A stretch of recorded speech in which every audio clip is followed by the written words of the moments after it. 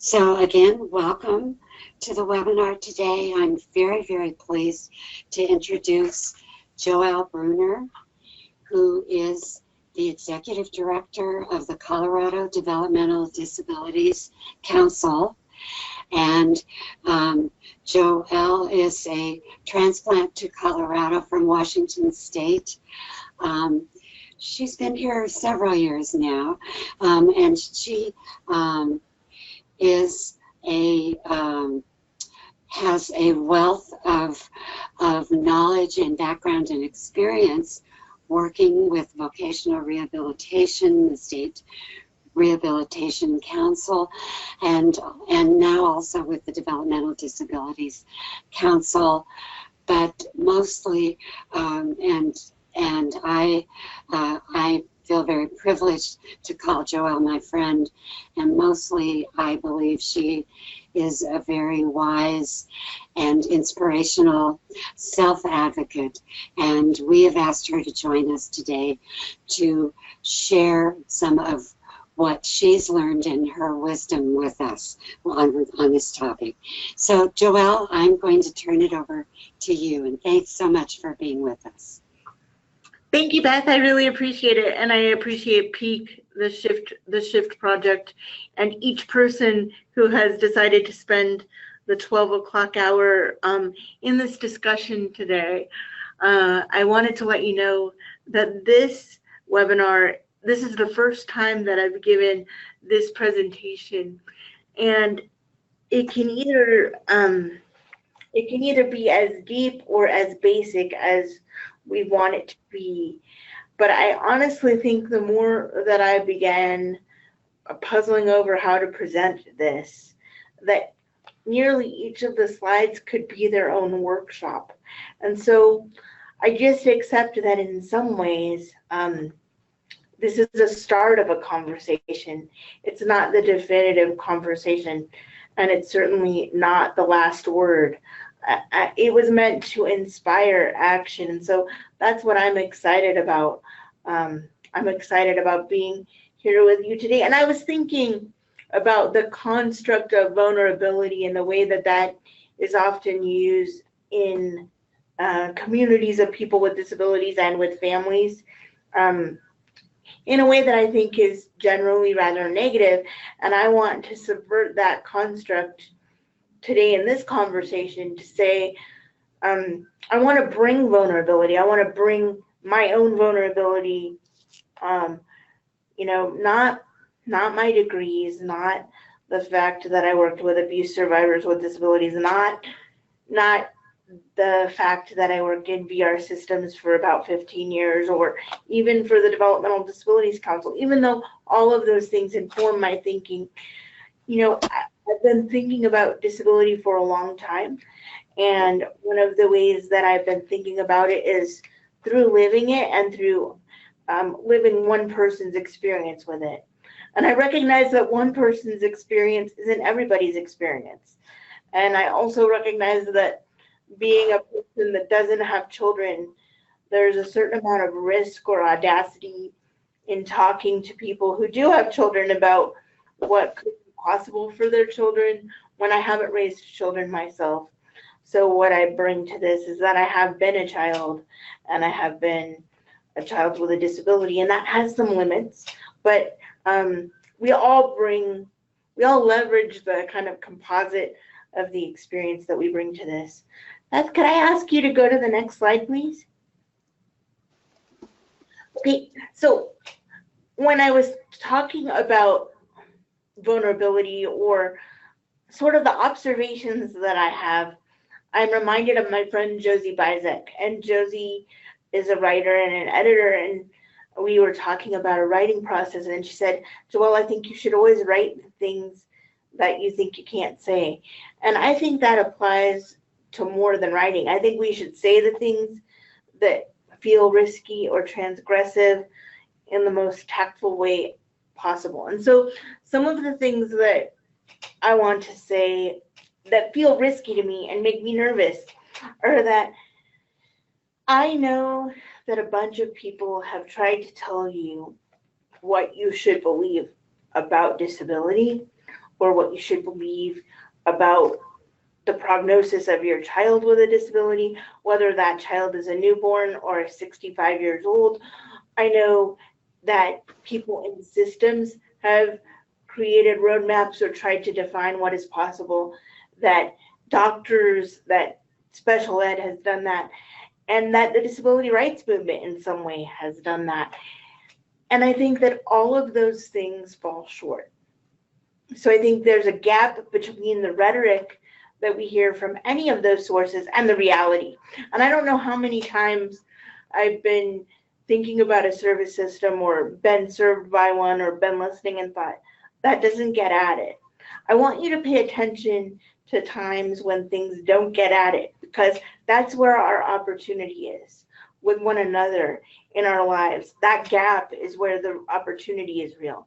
And there's a gap between what people want for our lives and what systems will support, and a gap between what we see and what we hope for. So when people hear terms like self-advocacy or self-reliance, and I bet everybody on this call wants to believe that someone they care about can be a self-advocate or that someone can be self-reliant, but it's a puzzle to figure out how to get from where we are now to that eventuality. And so I also think it's important to recognize that it doesn't matter whether someone has a disability or not. There's always a gap between what parents want for their children and what the children want for themselves. And I think that that is a human experience across the board. There's a gap between what we know and what we need to learn. And I think that gap shows up in having a disability, in being a person with a disability, in being a person in general, and in being introduced to your child who has a disability and maybe not knowing everything you want to know about that experience. And then there's a gap between ourselves and others. So every family has a culture. Families exist within broader cultures. So there's a lot of gap. That's a lot of opportunity for growth, but there's also some opportunity for misunderstanding. And so I think what I'm going to ask, or what I'm also going to try to do, is think about my barometer of comfort or discomfort as we're talking. How much do I believe what I'm saying? How much does what I'm saying seem relevant to you? Because I really designed this with the deep intention of not asking you to believe any one philosophy, as much as asking you to create opportunities to examine what you believe, to test what you believe, to challenge what you believe, and to grow in what you believe. And that's not something I'm going to do for you. That's something that you're going to do for yourself. Next slide, please. Okay, so the thing is, who is here? I mean, this is our time together, not just my time with you. So this is really designed for parents of people with a disability or disabilities, parenting a child or an adult, parenting someone with any type or any degree of disability. And so I want you to have full support to start from wherever you are. These concepts, the benefit of time is hard to overstate. If you happen to have a young child and these are new ideas that have applicability, great, because you have time to put them into practice. But let's say that you are the parent of someone who's 65. That's okay. We can start with what that person knows today and what you know today, and hopefully there can still be something applicable. I want to talk about how I'm defining success with this webinar. So one of the core concepts here is going small to go big. And then I want people who have participated in this to understand what I mean by that concept as we go. And then let's consider what we can do today that could create more possibilities tomorrow. And then finally, and this is the thing that I hope we'll get to at the end, because I've been ambitious about the amount of content, is can each person give some thought to this and leave this webinar committing to one action that they think will advance the prospect that their person can really strengthen his or her sense of self, really look at self-advocacy or a degree of self-reliance in the future. Next slide, please. Okay, so I don't know how many people are on the phone versus on the computer, but I made this graphic. And in case there's someone who can't see it, I just want to explain what it is. It's a turquoise field, and in black on that field, there are a number of words. And those are concepts or big ideas that people are supposed to, I think parents are left to grapple with that come at them. Things like assistive augmentative technology, durable medical equipment, host home, life skills, assess a ride, DVR services, Medicaid, discovery. Does someone need a sleep study? How about customized employment? Holy cow, this isn't medical, this is about civil rights. What about free and appropriate public education, and on and on and on. And sometimes it can just feel like a barrage. Then I've created a head that looks like a series of puzzle pieces or a mosaic. And this is what I imagine it feels like as a parent. You have a place for love and hope and determination and possibility and dedication and doubt and what if and how and anger and isolation. And then there's this little part in the back top, which is just for you. And for 1 minute, I want to talk about the part that's just for you. That's the part that's your most private thoughts, your most personal thoughts, the things you're never probably going to say to someone else. And I want to ask you to hold on so much, with so much ferocity, to that part that's just for you, and to cultivate it. I think very often when someone is born with a disability and their parents jump in with both hands and both feet, that part gets some short shrift. And I'm telling you, there's a practical reason. I'm not just trying to pay lip service to the idea of self-care. But everyone, regardless of whether they have a disability, is shaped by what their families show them about themselves. And if your child doesn't see you getting out, doesn't see you having any friends, doesn't see you taking 5 minutes for yourself, they're not going to know that that is part of an expectation for life. And so I just want to say that you are an important model for your child, no matter what age they are. Next slide, please. So here's what I'm talking about from going small to big. And instead of reading down each column, I want you to read across the column. So, of course, small is what can happen in the next 15 minutes.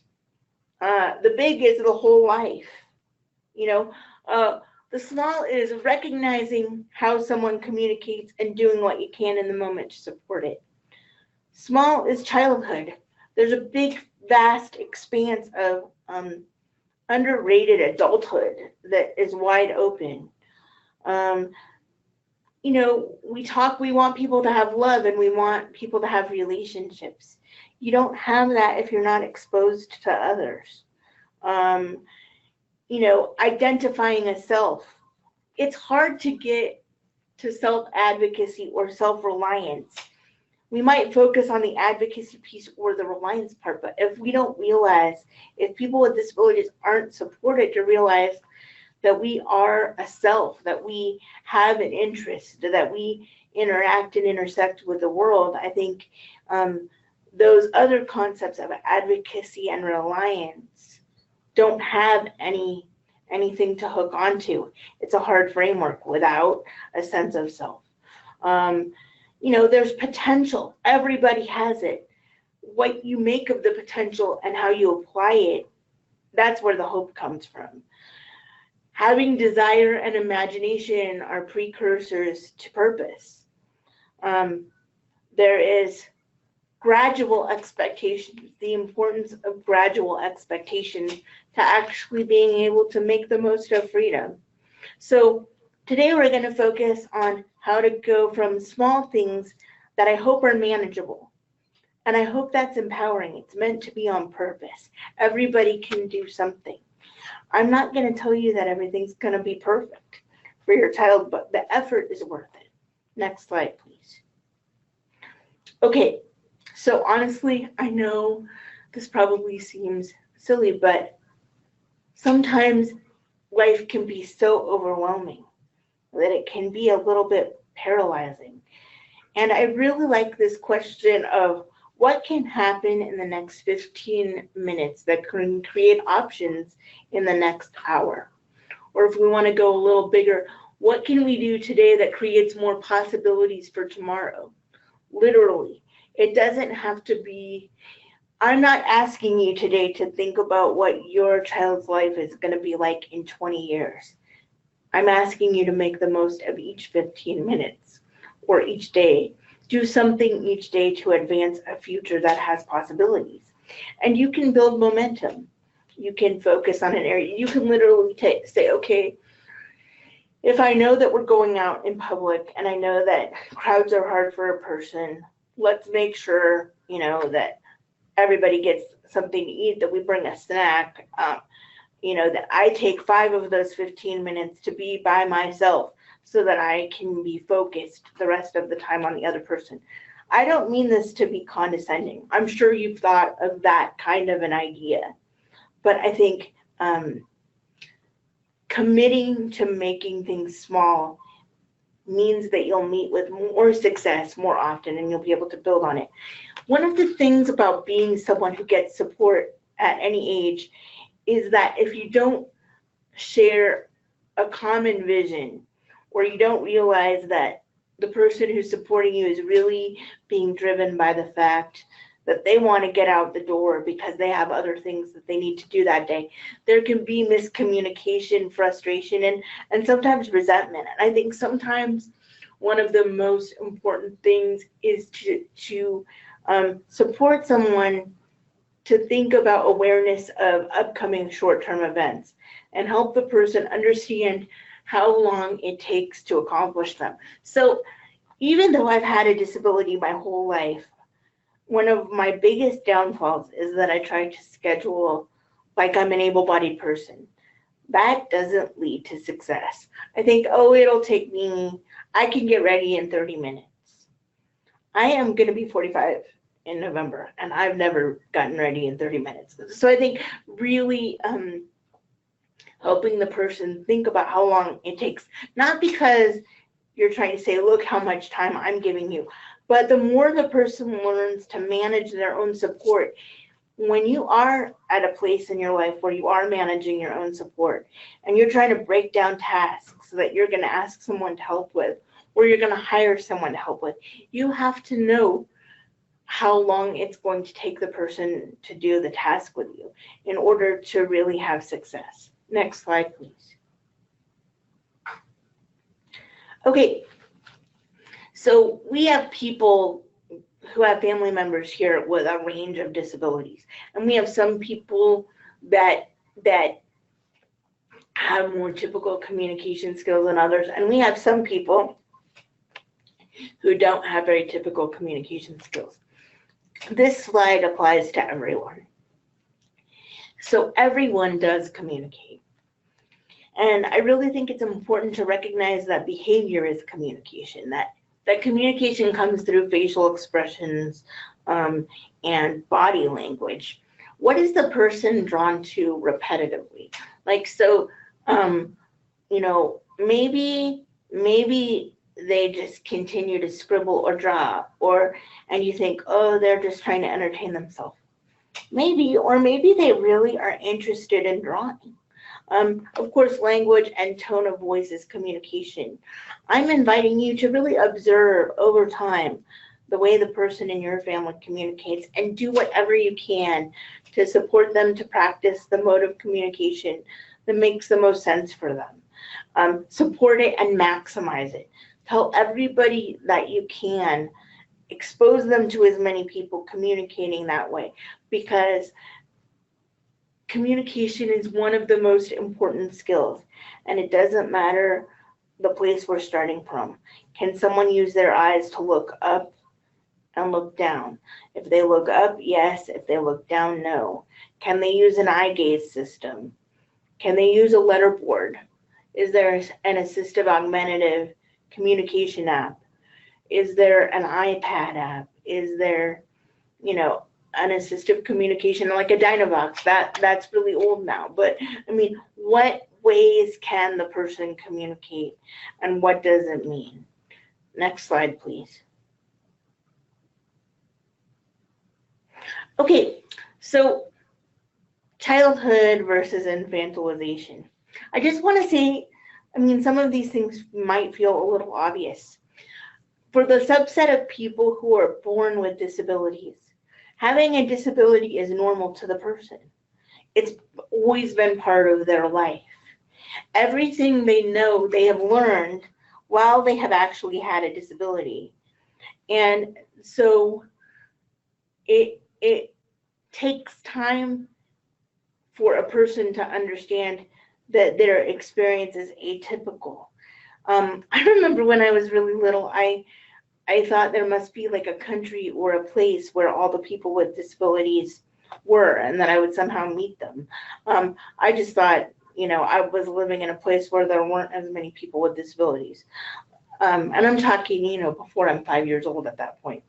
When a person with a disability is a child, of course they have a childlike understanding of what it means to have a disability. And depending on what they understand and what cognitive abilities the person might have, the concept of disability is abstract. The idea that there's a spectrum of what is normal is it's not a natural concept that you just get. And I think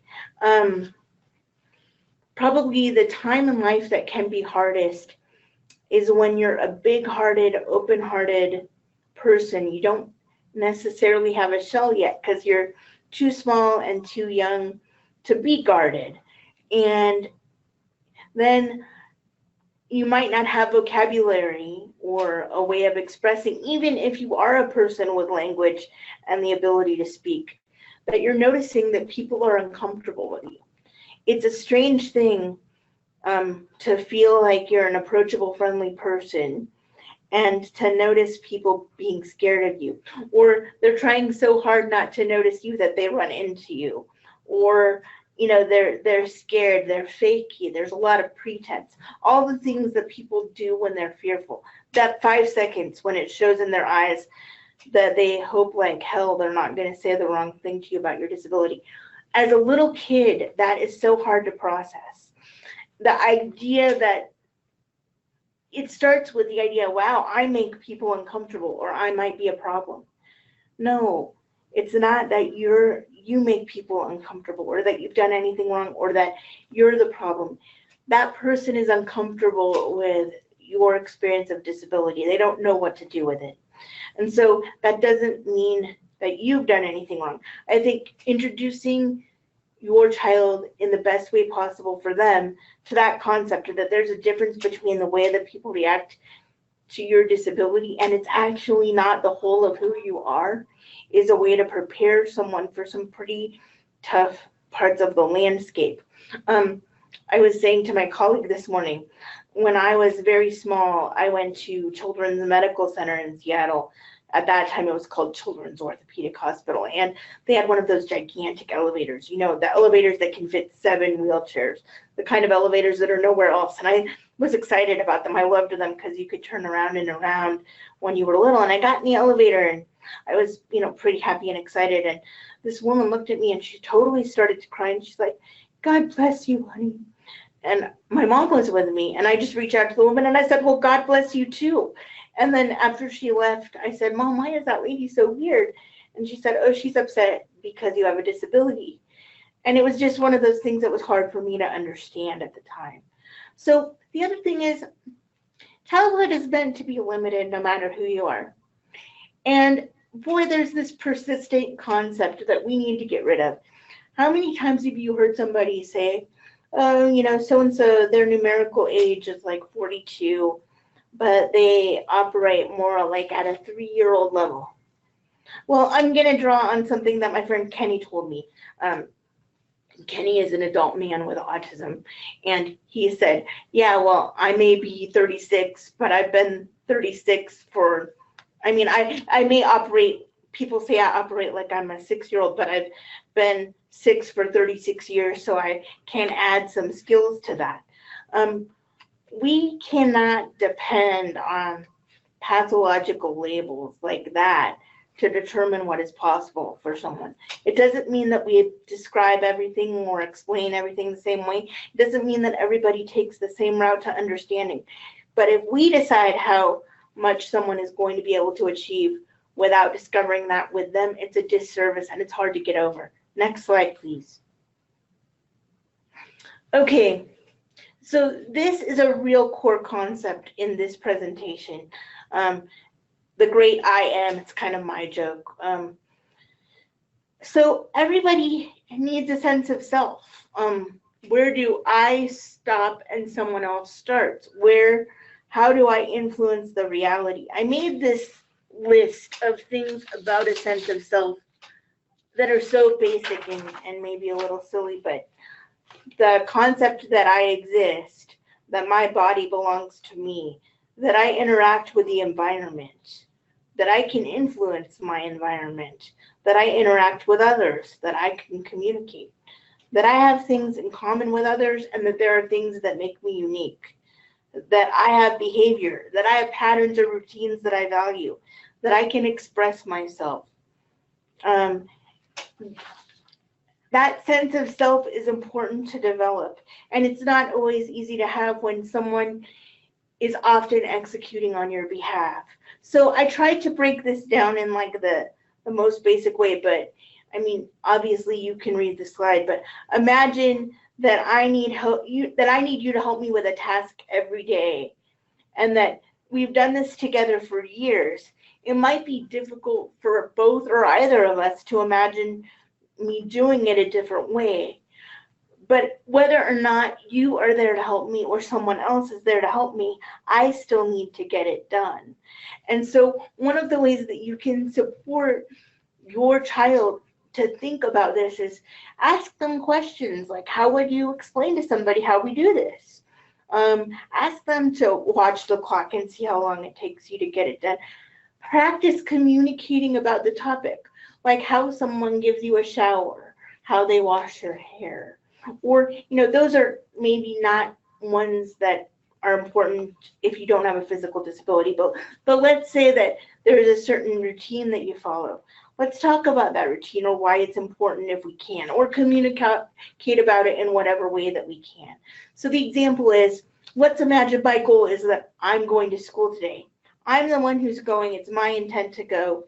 And there's all the things that I need to do in order to go to school, but I don't do those myself. I do those with someone else. But I'm still the one that's going to school today. And it's my intention to go. And whether things work out, like whether the bus comes or whether we have the right cheese for the sandwich, I still have to go. And it's important that the person in your family is able to express their intent in whatever way they can. And that their sense of self and self-expression. Do they want short hair? Do they want long hair? Do they like scratchy turtlenecks? Or would they rather have just a sheet? Do they want to sleep with their feet uncovered? Basic things. How much time is it okay for them to spend outside?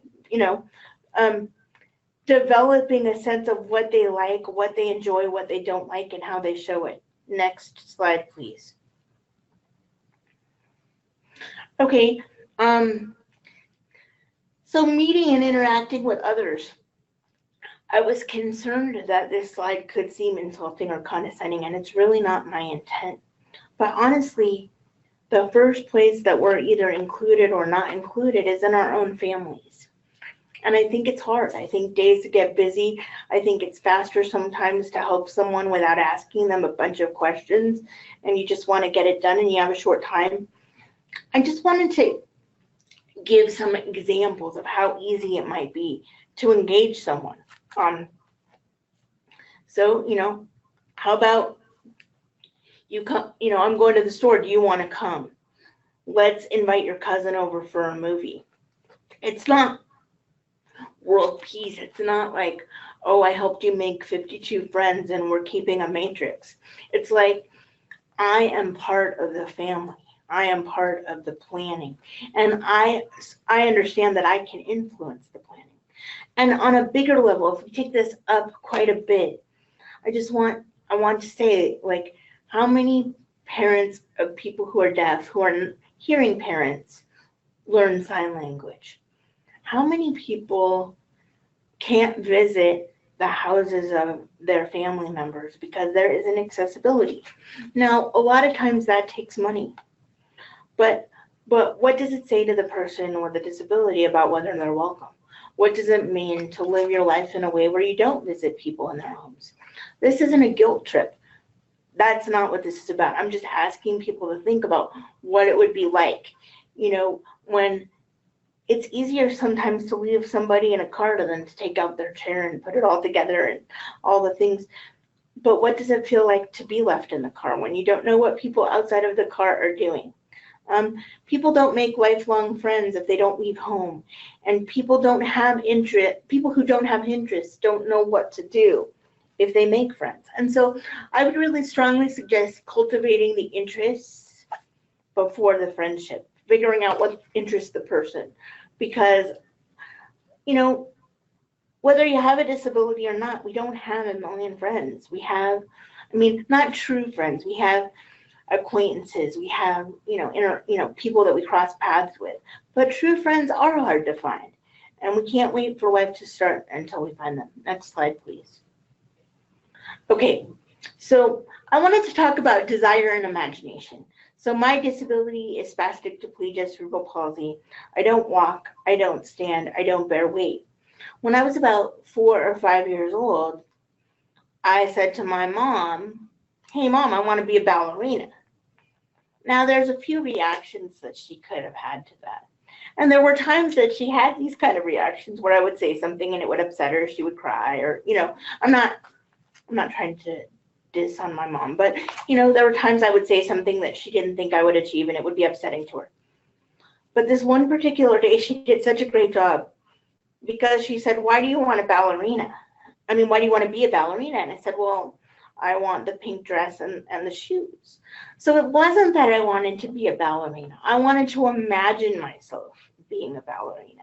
And so she went to the secondhand store. We didn't have our thrift in our state, but and she got me a tutu and she got me some toe shoes. And next week I didn't want to be a ballerina. And I didn't think, oh, it's going to be so sad because I can't dance. There was more power in imagining, playing the part. And I think especially when you're a kid, people don't want you to be disappointed, so they don't want to inspire grandiosity. When you're small, grandiosity is a good place to start. Why not think the world's your oyster? Why dampen people's excitement? Next slide, please. So before there can be potential realized or purpose realized, there's just potential. And it's true that things can go really bad or they can go well. And coping skills are so important.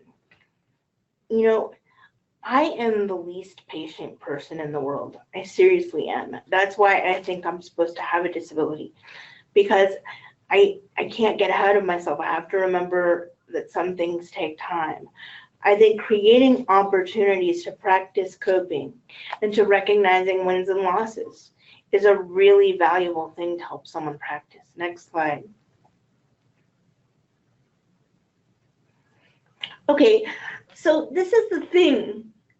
I don't think this is just overwhelming for people that don't do abstract thought well. I think it's overwhelming for everyone. The question of what do you want to do with your life is really a big question, and it's super hard to get down to the nuts and bolts of it. And it's a really weird question to ask people when they have been systematically discouraged from making any kind of choices, or when other people have always been acting on their behalf. If other people have always had the power to make the decision, you're not going to know how to make a decision. So some of the alternatives are taking the time to seek out opportunities to make choice a bite-sized thing. I'm not asking them to start out by managing their own care and a hiring process. Literally, you can start with, do you want to wear red socks or blue socks? Do you want to have a latte in the morning? No. I mean, really small and bite-sized, but by showing someone that you believe they can make that decision, you're supporting them. You're establishing an expectation that they're going to weigh in on the decisions that they can make. And I think that is an incredibly valuable thing to developing your own thought process as a family. So next slide, please.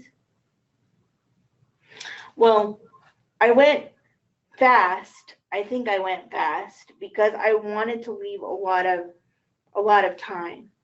But talking about that sense of self and about how to include someone in family life and how to break it down to the radical notion that I'm asking you to hold on here is to the expectation that your child can be a successful adult. And I feel like because the children's systems are really authoritative, you're dealing with pediatric doctors and they have a clinical view, or you're dealing with the school district and they have a different view. And free and appropriate public education is a legal entitlement. Adulthood isn't like that. But I'm asking you to hold on to the radical notion that your child can be a successful adult also. And that all along the way, you have opportunities to contribute to what that could look like. And you can discover it yourself. I'm not asking you to be left or right. I'm not asking you to be a person that chooses one school of thought. I'm asking you to be a person who helps the person engage in his or her own life and in the life of your family. There's nothing more personal that we can do. And there's nothing higher stakes than that, because otherwise the system will define what life looks like. Otherwise the values of our family won't transfer to the person. It's okay not to know. It's okay not to necessarily believe right off the bat that somebody's going to be good at something. I don't think we believe that about anyone. I think we learn that over time. And I think there's power in that. So I'm going to leave the rest of this time open for more dialogue. And I hope it wasn't too simplistic, but I'm wondering, was there any practical action? I mentioned at the beginning of this that my hope was that people would understand the idea of going from small to big, that they would think, what can I do today that would create more opportunity tomorrow? And really, what action? The idea was to make this psychosocial, existential, but honestly, just practical. So now I get to see if that worked. Is there anyone that wants to share or puzzle out an observation? And then we can talk about the self-reliance piece.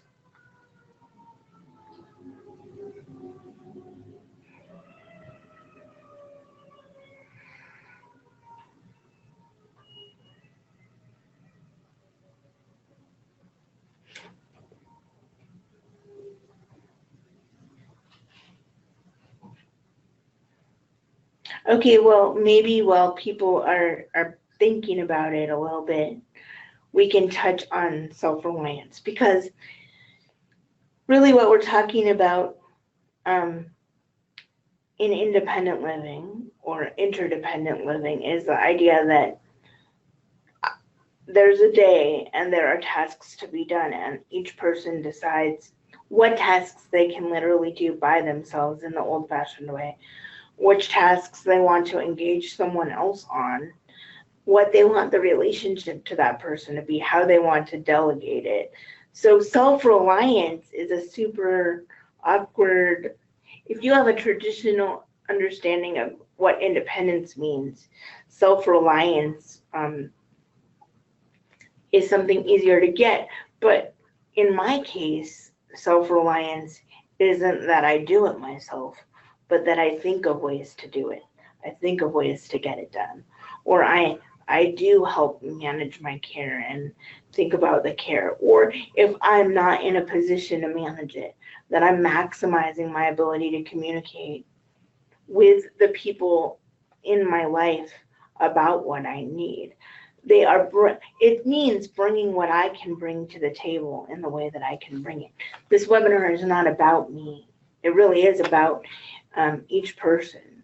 But what can that person rely on about themselves? And if they've never had the chance to believe that they have anything to contribute, if they haven't developed that sense of self, the confidence to be self-reliant isn't necessarily going to be there. And, you know, I wasn't born with the notion of becoming an advocate, but disability requires ambition by default. It doesn't matter what kind of disability someone has. If you don't learn to project a vision and push for it, you're not going to have a good outcome. And so self-advocacy is really about developing the vision for the life that you want to have. It's not just saying what you want repetitively, but it's practicing how to get what you want. And it's about seeing a relationship between your experience and the experience of others. I just wanted to throw it out there if anybody did have any questions.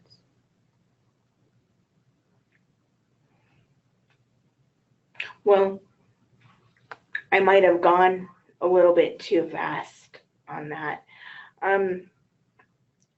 So one of the things I wanted to talk about, just to make it practical, and in terms of other unmentionable things you're not supposed to say, I wanted to use an example. Let's say that you have someone in your life who has a disability and they really like sports. They want to play sports, and there's not truly, there's not very many sports options available that are inclusive. I'm going to talk a little bit about Special Olympics. When you're a kid, maybe you want to, I'm hearing some feedback, so I'm hoping that someone has a question. Joelle, this is Beth. I'm sorry. Okay. Are you there? Yes, I'm here. I'm having a technical issue. Just hold a moment, please. While she's talking about it, while she's working that out, I'll keep talking about it. So let's say that there is a Special Olympics team in your area, and it's an organization, that offers the opportunity to do sports, and the person's excited. They have an opportunity to do sports. This is what I mean about being a young person. When you're a young person, you might think, cool, I want to do volleyball. There's a volleyball team. I like the people. It's fun. If that's the extent of it, that's the extent of it.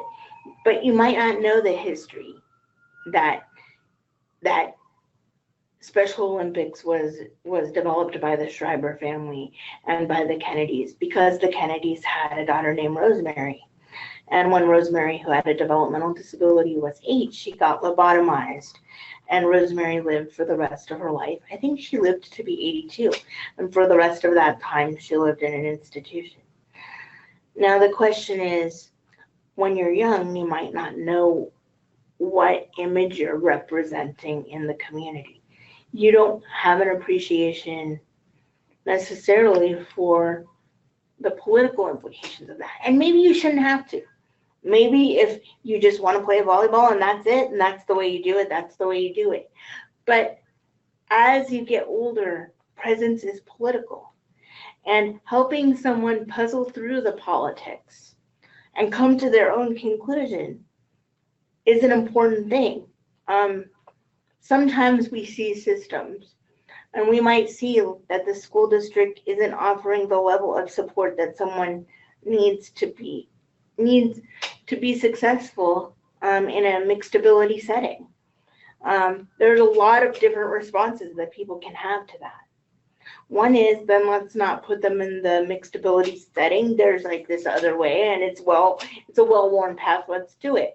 Or the other way is, it's not that the person can't be integrated. It's that the school district hasn't figured out a way to make it integrated. Let's help them do that. Let's put pressure on them to do that. Those are different styles. Those are different choices. Those are different ways of introducing your child and your family according to your values about what to do. But let me just tell you that if no other people had ever made that choice, I wouldn't be where I'm at. We all are here in the opportunities that we have because other people took the risk to expect more. And more doesn't mean better, it means more. We can figure out once we're there if it's better. I think it's odd.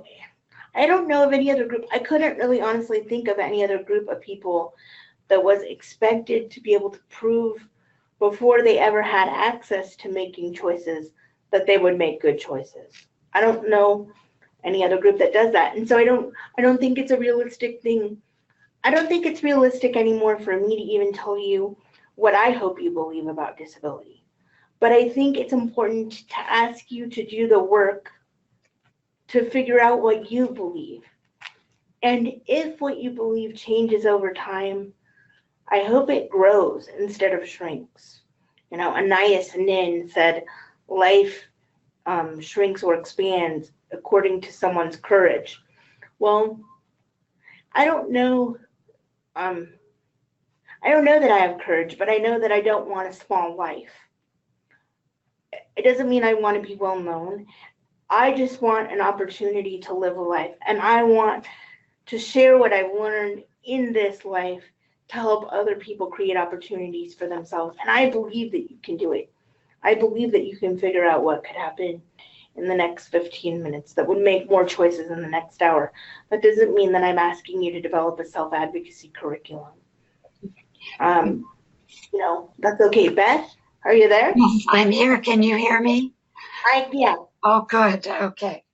So Shirley Swope, our parent advisor, is here with me, and transition advisor, and she just wanted to share some of the key pieces from what you've shared that kind of struck her as far as the families she knows and talks to.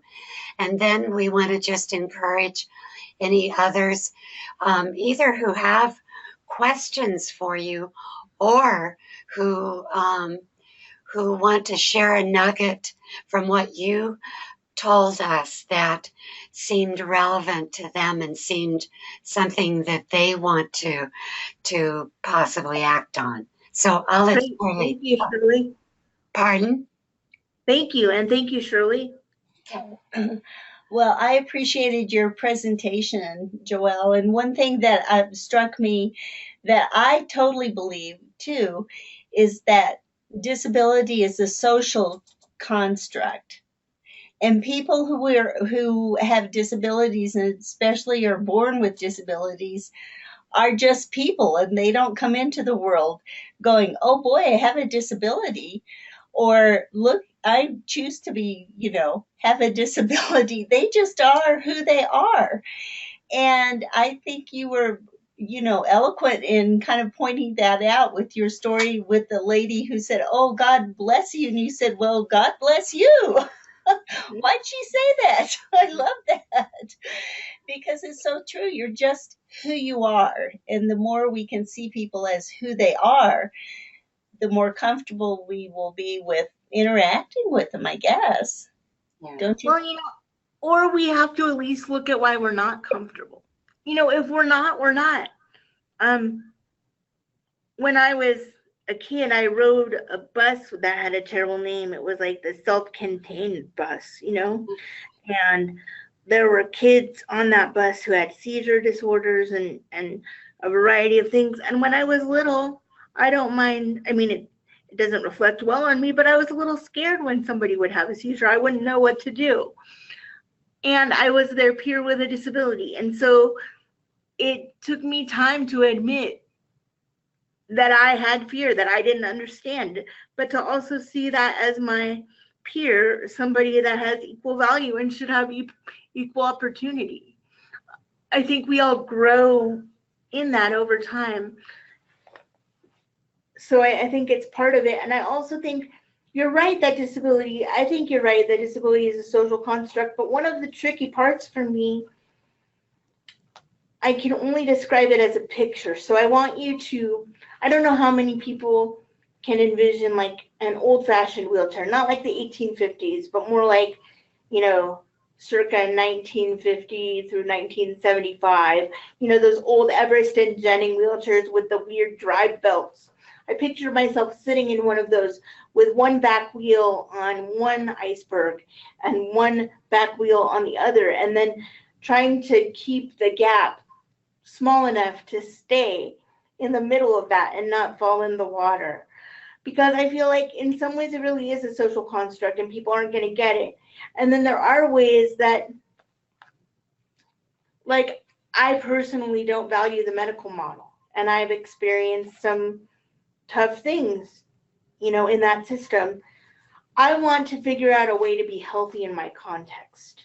So I don't want to spend hours and hours for the rest of my life trying to figure out if I'm going to walk.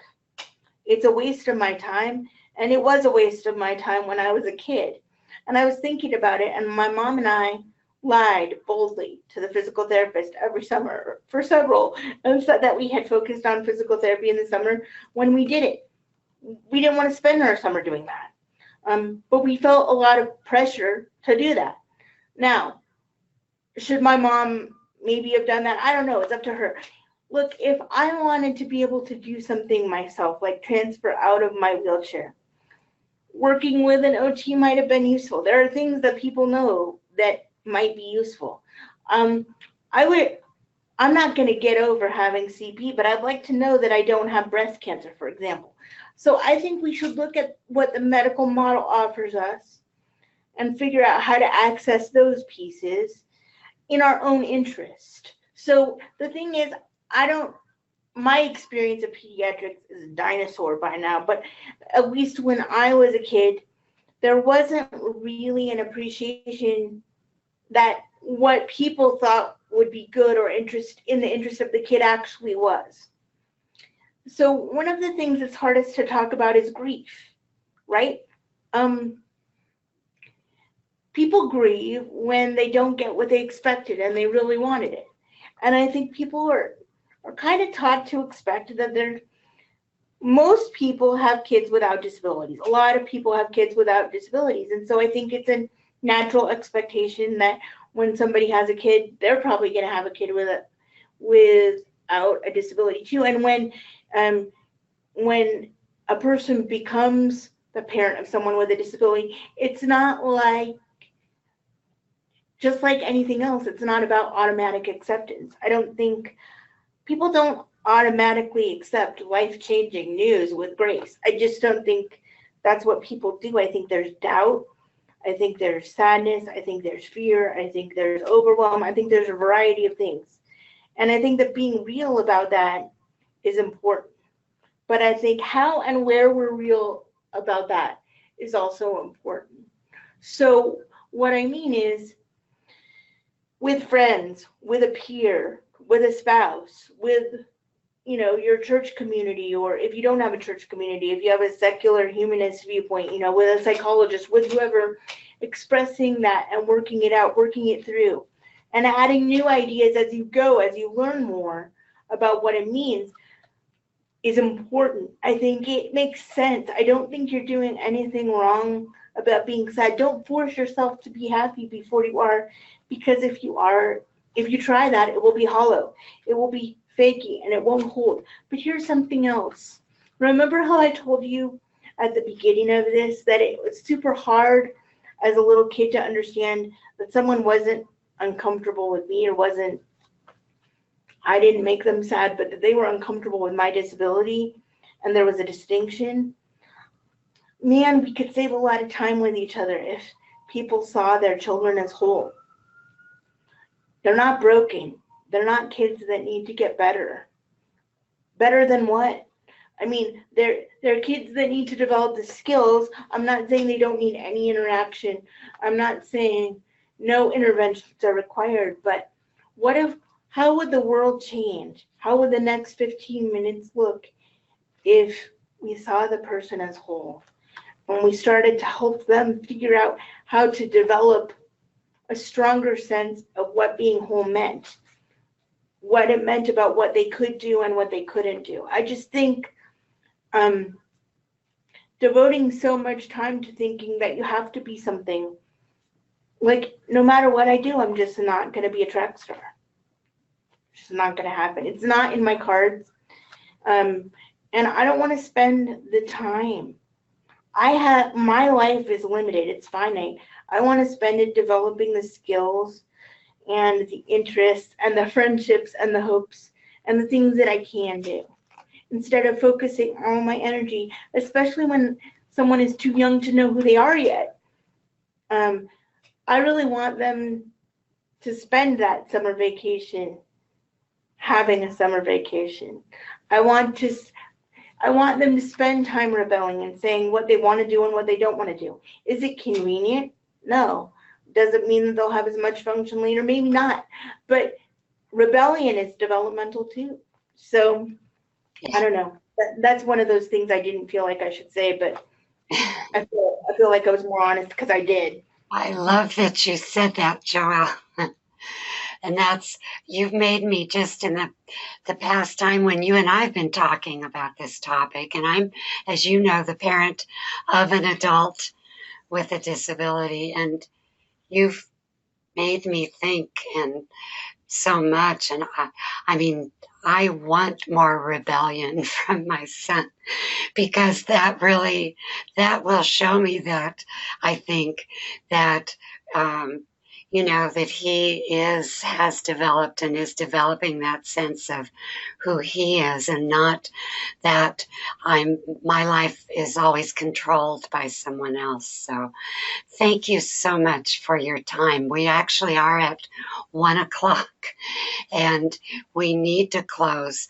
I want to tell everyone that, and you said, Joelle, you were okay with sharing your email if folks want to contact you. Before you do that, I want to just share my email address, because Joelle has okayed sharing her slides with you, and we can do that. And then you always can feel free to contact me as well. I think it's been a great conversation today, and we just lost our picture. Sorry about that. My email address is bschaffner, B S as in Sam, CHAFFNER